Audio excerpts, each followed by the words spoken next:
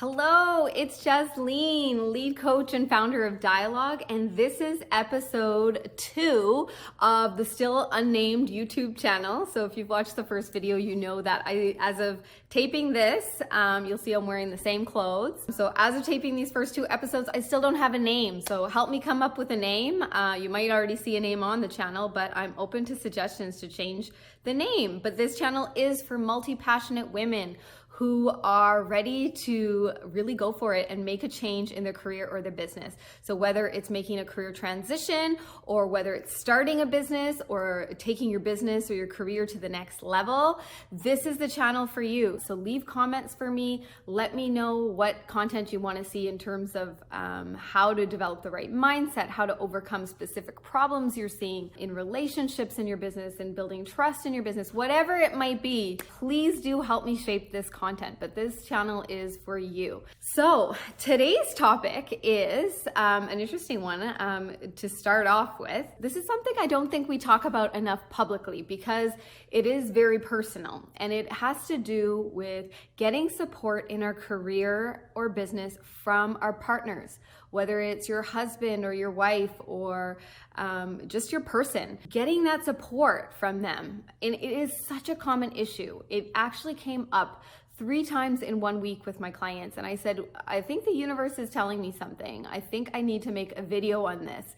And then I told my husband about it, and he was kind of like, is that what you want to create for your next blog post or the start of your YouTube channel? And I think that comes from a place of, like, what are people going to think? Maybe they're going to think that, something about my husband or what client of mine is experiencing this problem. But I heard it so many times that I said, no, you know what? This content is more important than those sort of sensitivities. So take it for what you will, but this is an important topic. So I want to start off by saying, if you are feeling this, if you feel like you just want to get to the next level in your career or your business and it is impossible, like nothing is going your way and you just can't win, and you think, if my partner would support me more with X or Y or Z. A lot of the times it's emotional support. A lot of the time you feel like you need more financial support or willing to take a risk, taking that leap of faith, or really having your partner just believe in you. Whatever it is, you are not alone. So many people experience this, especially when they're starting something new.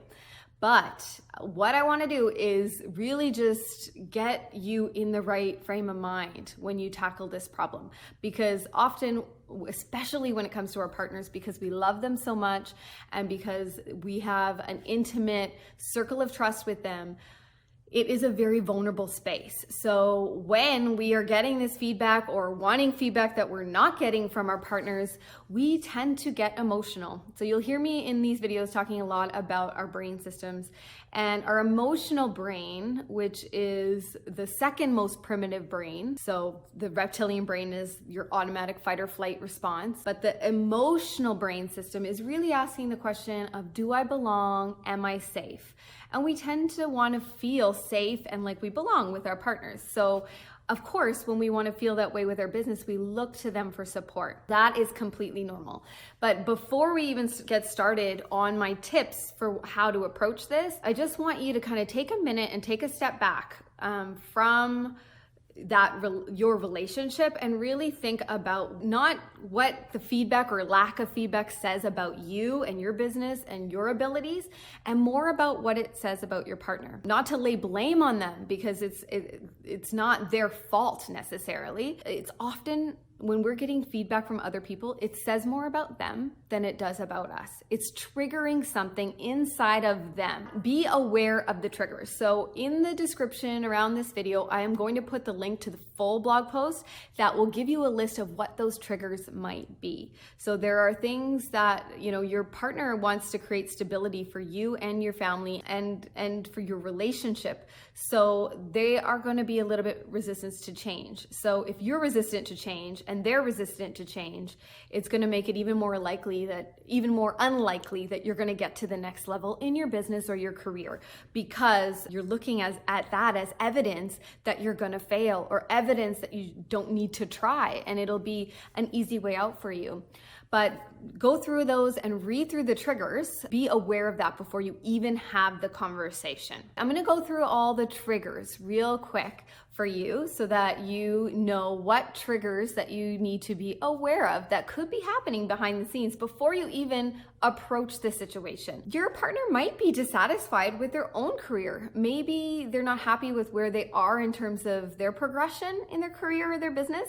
Or maybe they're happy with where they're at, but they're just burnt out and unhappy. And the idea of you following your dreams might be triggering something inside of them. It doesn't mean that they don't want good for you necessarily. It's just highlighting something that they're unhappy with their own career. The second one is fear of change. Your partner wants to keep things safe, just like you do. And ironically, that is the reason you're going to your partner, is to feel safe. But sometimes in order to maintain that level of safety, they go back to their habits, which often is just keeping things the same and trying to maintain that stability. There could be an internal conflict that your partner is dealing with. So maybe this jump in your career or your business, it might actually be something that they haven't gotten used to yet. So maybe there's a value conflict. Maybe it's a type of business that there's a stigma around. Maybe it's an unknown for them in terms of, risk. It's not aligned to their financial risk level. It could be anything that is really triggering some sort of fear inside of them. A trigger to be aware of is their love for you. They love you. So hopefully, if you're in a relationship with somebody who is your partner or even your person or whoever that might be, it is because they love you. And if they love you, they're gonna really be biased and they're gonna wanna really protect you and be mindful of everything that could potentially go wrong. So they're gonna highlight those things because they're coming from a place of love. The fifth trigger is they are afraid of risk. They don't want to take that leap of faith and they don't have all the knowledge in terms of your career or your business that you do. So it's harder for them to take that leap of faith, and there could be some financial or even personal risk to your relationship, to the family, to you. So they are going to be a little bit more weary of that change. So the last trigger is limiting beliefs. So they may have beliefs themselves that things couldn't be that easy or go the way you want them to go. To leave the conventional path is just wrong. They may have been raised in a family where they were told that they need to play it safe, and maybe even their beliefs about the woman's role versus the man's. Even if they're not verbally saying that, there could be a deep-seated belief there that is keeping them from really fully coming on board and being the cheerleader that you want them to be. It could even be triggering something inside of them, a belief about themselves, where they feel like if my partner is going after these other things, it means they're unhappy with where they are in the relationship. So that is another trigger to be mindful of. So the first tip that I'm going to give you in terms of how to approach this situation is to know that you have an infinite amount of power. You don't need to go outside of yourself for that belief, for that support. And it doesn't necessarily have to be coming from your partner. If you have that self-worth and you have that self-confidence, you won't need to even go outside of yourself. So one thing that can help you with this is think about a time where you did do something successful without any input from your partner, or maybe even from anyone at all. I'm sure there's a time in your life where you were able to do something and feel like it was just your own and you nailed it. So think about that. So my number two tip for approaching the situation is stop comparing. So we see so much on social media these days, and people, of course, they're going to brag about their partners. They're going to say, oh, look, my hubby made me a new office and surprised me and moved all my stuff into the office and then took the kids away on the weekend so that I could really focus on my business. Just know that there's so much going on behind the scenes that you do not know. It is unfair to compare your relationship or your place in your journey to someone else's. So be very mindful of when you're comparing. So my third tip 4, approaching this situation with your partner is to recognize that your change in your business or career may be triggering something inside of them that has nothing to do with you. My number 4 tip for approaching this with your partner is when you're not getting the feedback that you want from them or expect from them, or you're getting help from them, but it's not the help that you asked for or not the help that you expected, my advice is to use it as fuel for success instead of proof of failure. So you're hearing my kids upstairs right now. Sorry, this channel's gonna be really real, and there's gonna be a lot of that kind of stuff going on in the background if I'm gonna get this content out there.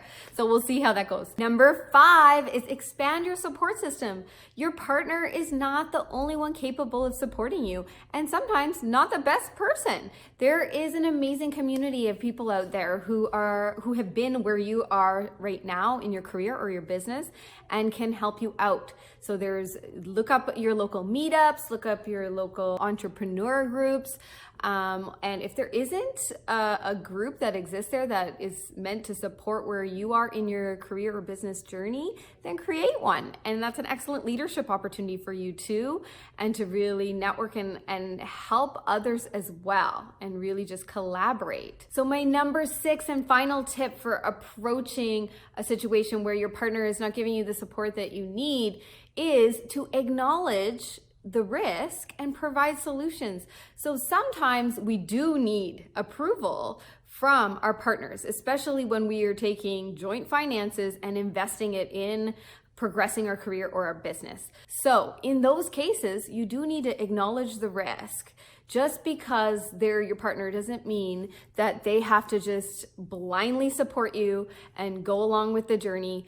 You need to acknowledge that there is some risk, but separate what is the actual risk from what is just a feeling of discomfort from the change. Clearly define what that risk is, provide solutions and ways that you're going to mitigate that risk. Even a business plan or your career development plan. Don't just tell. Show them the numbers. Show them what your plan is so that they have confidence that you've gone through all of the steps and that you're not relying on them to do all of that for you, because that is your job. It's your career or your business.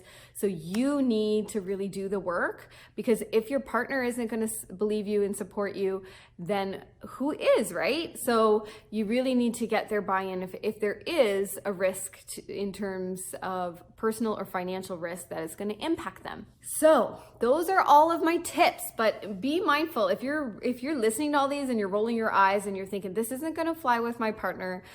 This doesn't work for every single relationship. There might be other things. You might be in a toxic relationship. You might have unique circumstances where this might not fly in the same way. So in those cases, use your judgment and reach out to a professional, whether it's a coach or a counselor, and really get some one-on-one work done to really get you and your partner on board with where you need to go in your career or business. Don't let it be an excuse.